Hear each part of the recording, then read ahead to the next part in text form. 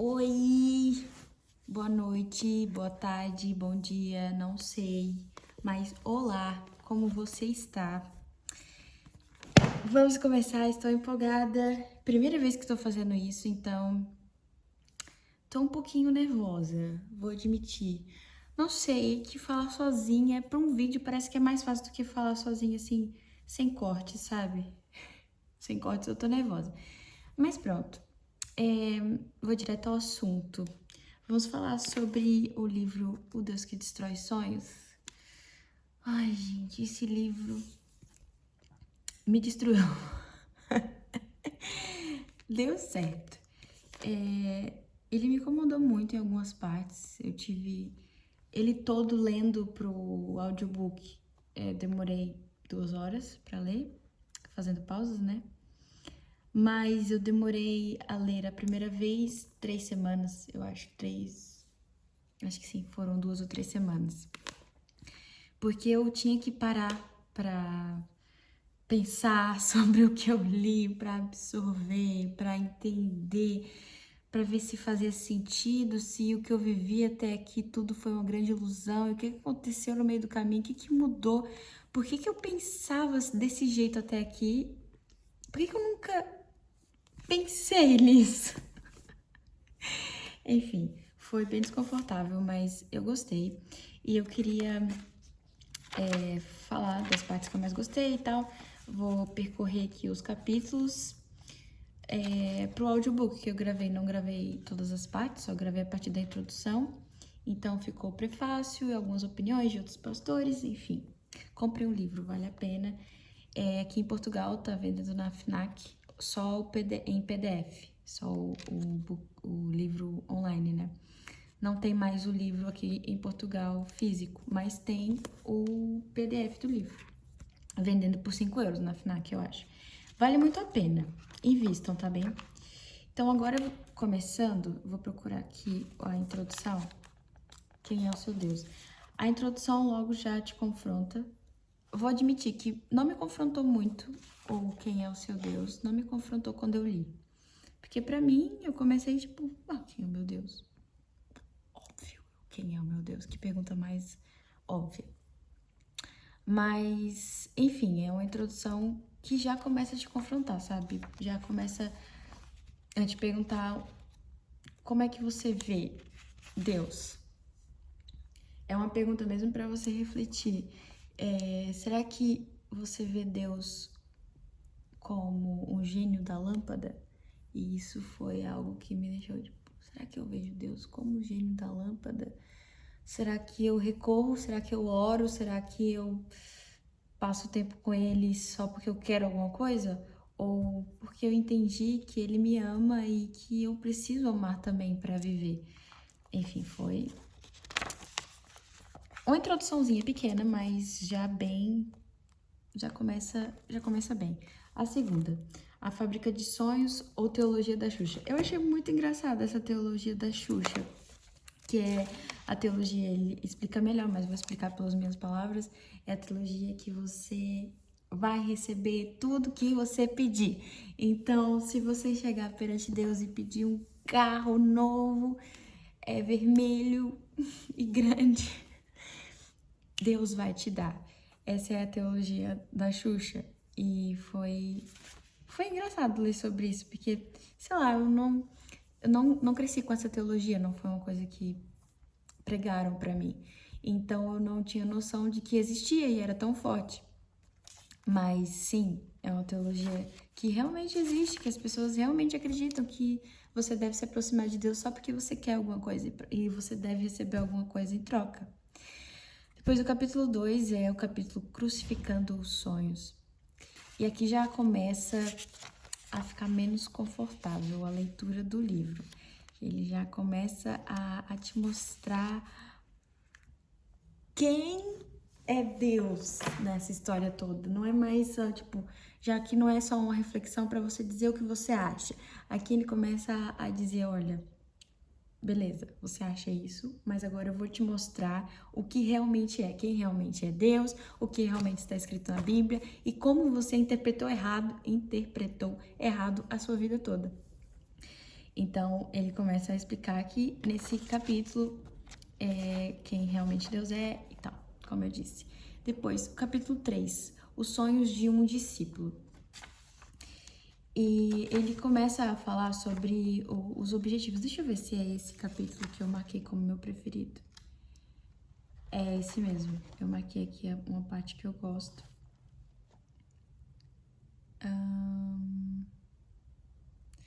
Eu já não lembro qual a parte que eu ia ler. E essa parte aqui. Achei. Sim, o capítulo 3 foi o capítulo que eu mais gostei, de verdade. Porque é os sonhos do discípulo, é o nome do capítulo. E ele me fez pensar, me fez lembrar também de onde estão os meus sonhos, sabe? E me fez ver uma parte que eu não tinha noção, que é o título é Os Sonhos de um Discípulo, e ele fala sobre ser filho, discípulo e escravo. E isso para mim foi, ao mesmo tempo que me incomodou, foi um pouco revelador, sabe? Parece que trouxe um equilíbrio para mim que eu precisava. Ok, eu sou filha de Deus, sim, Ele é meu pai, Ele provê tudo que eu preciso.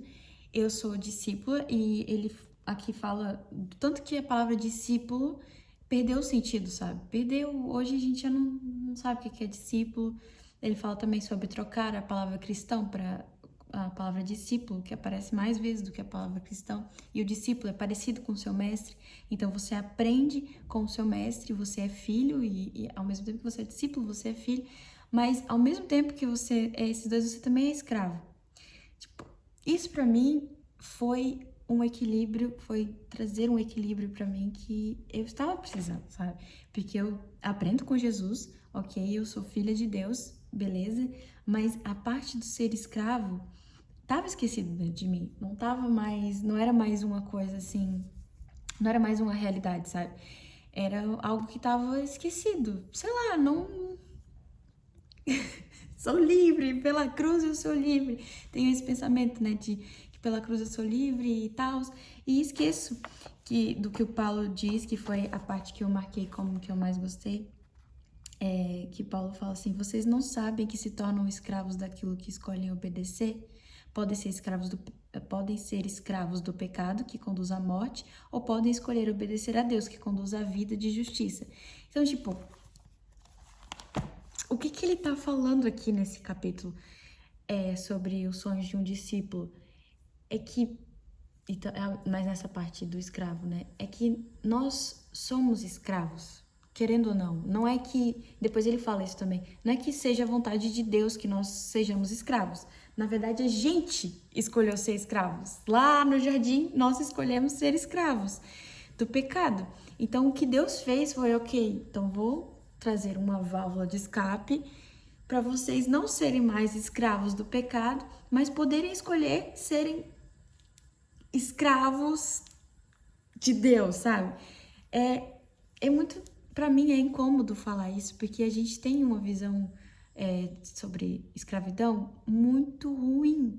Mas a verdade é que os trabalhadores de antigamente eram todos escravos, eram comprados. Os servos eram comprados. Então, era uma escravidão. Por mais que haviam senhores que eram bons, era uma escravidão, querendo ou não. E hoje parece que é pior, sabe? Porque a gente não tem essa visão de um senhor que compra o servo e é um senhor bom. A gente só tem a visão do senhor que compra o escravo que é mau, que vai castigar, que vai bater. A gente não consegue ver o lado bom da escravidão. Isso é perigoso de se dizer. Meu Deus. Ainda mais, eu sou socióloga e eu estudei sobre isso e ainda estudo sobre várias partes da sociedade e a escravidão é uma delas e é algo muito sério, é algo que até nos dias de hoje ainda acontece, de outras formas, de formas talvez no mundo ocidental menos rudes do que em outros lugares do mundo, mas ainda acontece. E é muito complicado ver uma escravidão boa. É quase impossível, sabe? É muito difícil ver uma escravidão boa. E o que o Rodrigo Bibo traz aqui é uma chamada de atenção para que existe uma escravidão boa, sabe? Que não é penosa. E depois ele leva lá pro Antigo Testamento, falando sobre, em Gênesis, quando o escravo escolhia viver para sempre com seu senhor. Isso só mostra que em Gênesis tem uma parte que o escravo, ele tinha a orelha furada, quando ele escolhia viver para sempre com o senhor dele. Quando Deus dá as leis para os israelitas, ele fala, olha, de 7 em 7 anos, eu acho que é isso, 7 em 7 anos vocês têm que libertar um escravo, alguma coisa assim. E só que esse escravo pode escolher não ser liberto, ele pode escolher continuar com o seu patrão. E o que o Rodrigo Bibo diz é que essa é a representação de Deus, sabe? Que a gente pode escolher ser escravo de Deus, porque ele é um patrão bom, ele é um senhor bom, ele não é um senhor ruim que vai nos maltratar e a gente não vai viver numa escravidão sofrida. Isso é muito complicado de entender. Foi a parte que eu mais gostei, porque me trouxe equilíbrio, sabe? Não foi, sei lá, me trouxe temor. É isso, essa é a palavra. Me trouxe o temor de Deus, sabe? Aquele entender que, ok, eu sou filha, sim, eu sou discípulo, sim, mas eu também sou serva, eu também me apresento e escolho ser uma escrava, sabe? Tipo, não pra ser maltratada, tô tentando explicar, mas não sei se tô conseguindo. Não pra ser maltratada ou jogada pra baixo, não, mas pra servir a quem me amou acima de o Senhor que me comprou, sabe? O que aconteceu com a gente, com Deus, e o que me chamou a atenção nesse capítulo é que Deus foi lá, vamos imaginar que é um pior ambiente de escravidão que você pode imaginar. Imagina, fica aí comigo, vamos imaginar juntos. O que Deus fez foi ir nesse ambiente de escravidão horrível, péssimo, que a gente está sendo maltratado, estamos apanhando todos os dias, sabe? É um ambiente precário, não tem comida, não tem luz, não tem conforto, não tem nada. Deus foi nesse lugar e falou com o nosso antigo senhor, com o nosso antigo patrão. Deus falou assim: olha, eu quero comprar o seu escravo. E o nosso patrão fez: esse escravo é muito caro.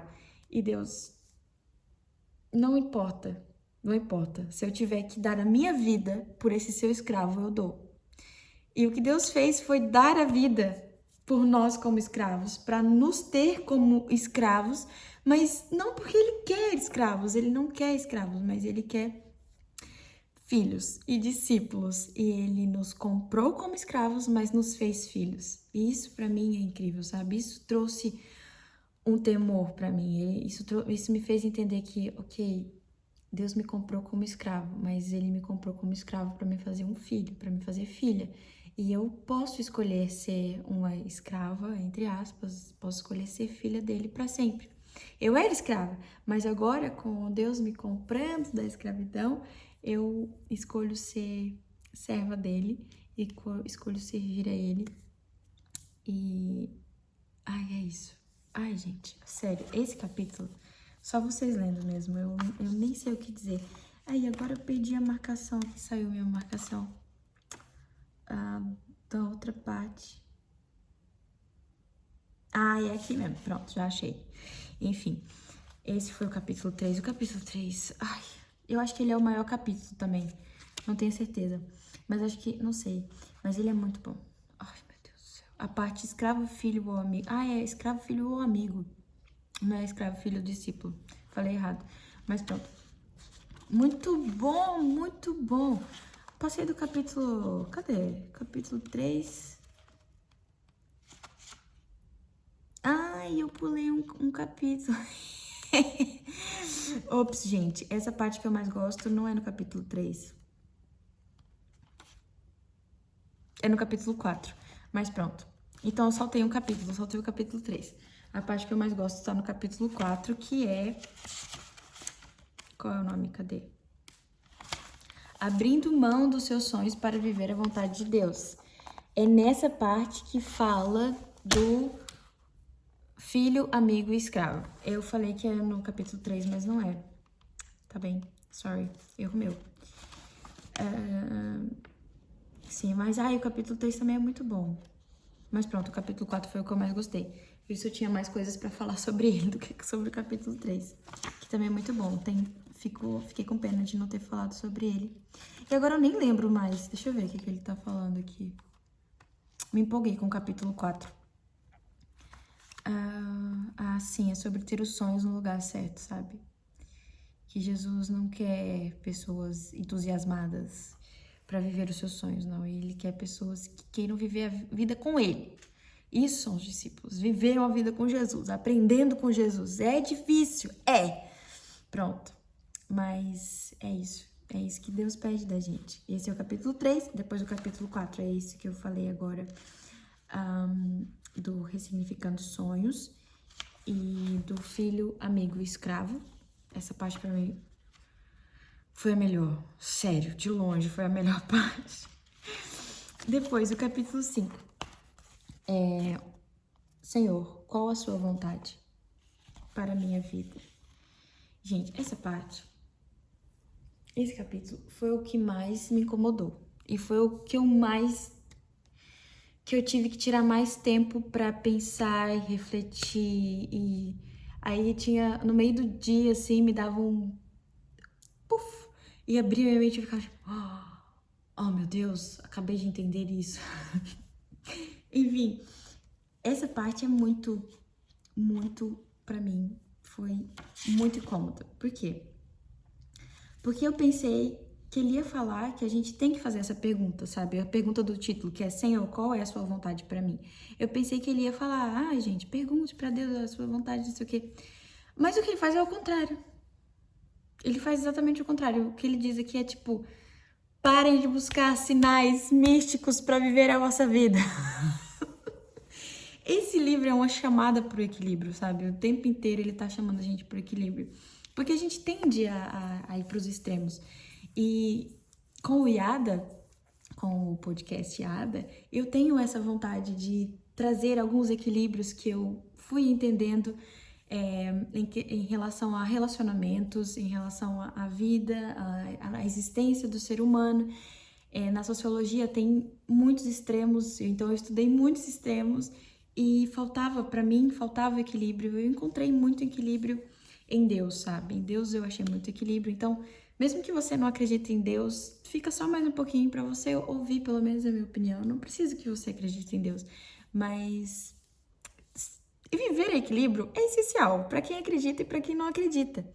E eu acho que é essencial, sabe? Traz uma leveza. E esse livro fez isso comigo, por isso que eu achei importante começar com ele, porque ele trouxe o equilíbrio que eu quero falar ao longo dos podcasts e chamar algumas pessoas para falar também comigo, porque eu só tô começando a aprender, eu tenho muita coisa para aprender ainda, mas o equilíbrio é uma das partes mais importantes que eu quero trazer para cá.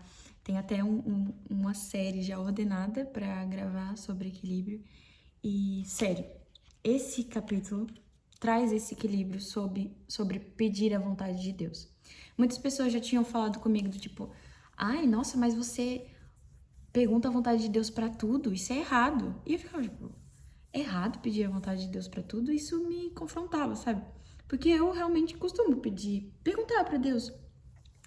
Tipo, ai Deus, não sei o que fazer nessa situação, me ajuda, sabe? Me dê um direcionamento, me dê clareza, enfim. Eu costumo fazer isso.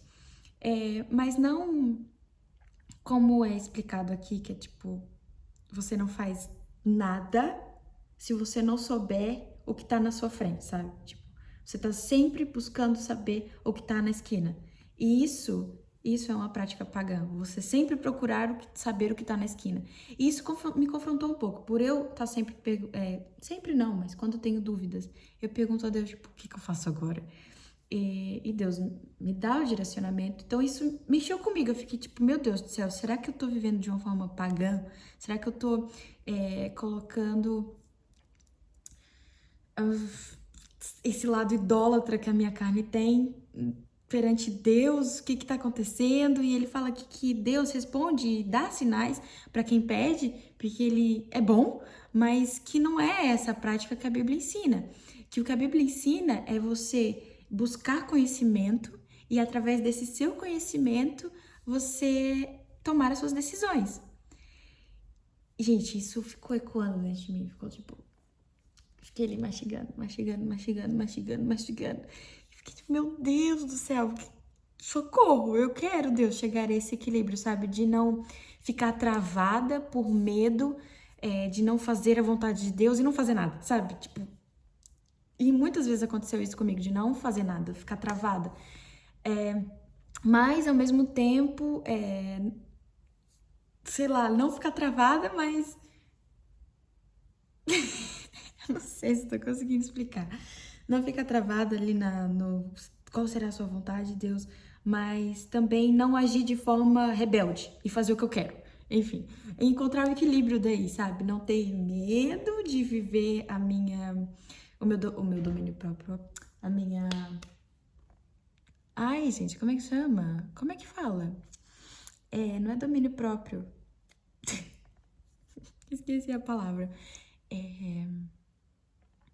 Livre-arbítrio. Pronto.